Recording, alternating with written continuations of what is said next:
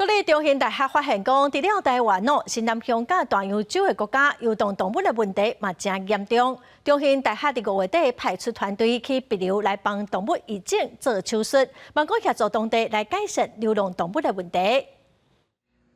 甲狗仔做疫苗，这个白流籍学生完成了后，真欢喜。该指导的就是中兴大学兽医系学生。这个台湾的兽医团队今年5月去白流科罗州进行狗仔猫仔移植甲手术，去到当地才发现这的冷冻狗仔猫仔有影真济。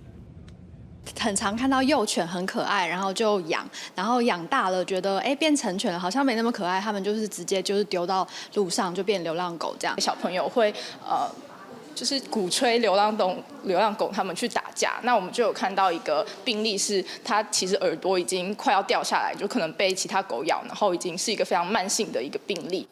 中兴大学团队发现，当地都市化程度相对较低，饲动物盘也甲台湾早期的方式同款，放咧外口热烧，这狗仔猫仔较食要接触，也较高起冲突，有惊西虫、传染病也较会烧话，无甲绑起来也会互冷冻狗仔猫的问题愈严重。当地煞干那一个兽医，临床经验也较少。兽医团队表示，这款的情况咧新南向甲大洋洲的国家拢真普遍。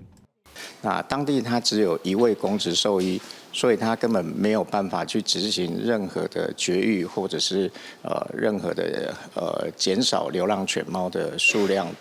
的能力。中兴大学表示，自2017年开始，除了培育超过40个兽医加入动物医疗，也伫2022年头一届启动跨国合作计划，甲台湾经验分享去有同款问题国家。若要完全解决冷冻动物的问题，除了加强推广，甲因绑起来，也要提升主人的观念甲责任。公司新闻综合报道。